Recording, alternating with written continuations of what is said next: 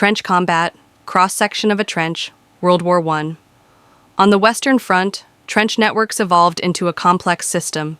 In 1914, both sides swiftly dug trenches parallel to each other from the North Sea through Belgium and France. These trenches provided some protection for soldiers against intense enemy artillery and gunfire.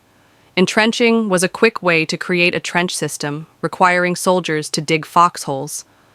This method was perilous, as it often occurred within the enemy's line of sight.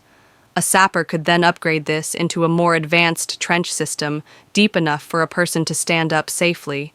As the war progressed, the trench systems became more intricate for long-term occupation. The wall facing the opponent was called the parapet, which was reinforced with sandbags to guard against enemy fire and wooden planks to prevent trench walls from collapsing. A fire step was created for soldiers to fire from and to step out into no man's land. An ammunition shelf was also carved into the side, while the wall at the back of the trench was known as the parados, which featured wooden dugouts. There, soldiers could eat, sleep, and find shelter from artillery bombardments. More advanced safety measures included underground bunkers. These could also serve as storage for ammunition, food, and weapons, as well as command posts for officers to relay communication to headquarters. The floor was lined with duckboards to offer stable footing and assist in drainage, keeping soldiers' feet away from water, which led to diseases like trench foot in the muddy, saturated terrain of the Western Front.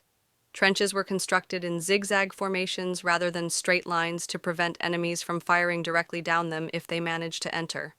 A typical trench system consisted of 3 lines, approximately 800 yards or 730 meters apart.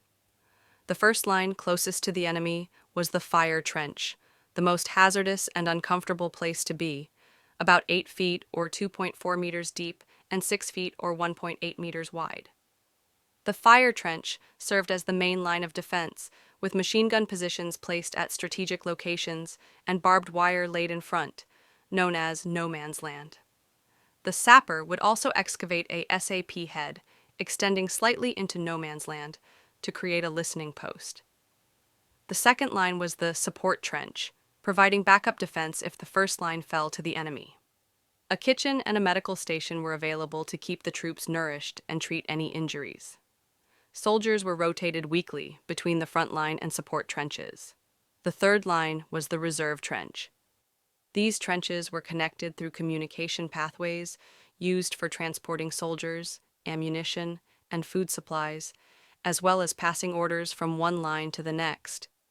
Latrines were also situated along these trenches. Behind these lines were artillery units. German trench systems were generally superior to British ones for various reasons. One reason was that the British viewed the trenches as temporary.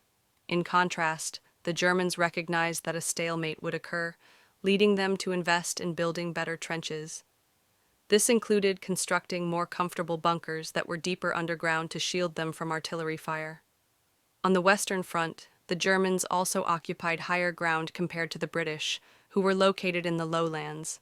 This indicated that the British Army would face difficult conditions with high water levels and mud.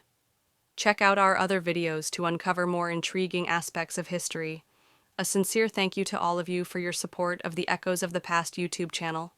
If you appreciate our videos, please head over to our channel homepage, explore more content, and remember to subscribe and click the bell icon to receive notifications about our newest uploads. Join us in preserving the forgotten moments of history. Thanks again.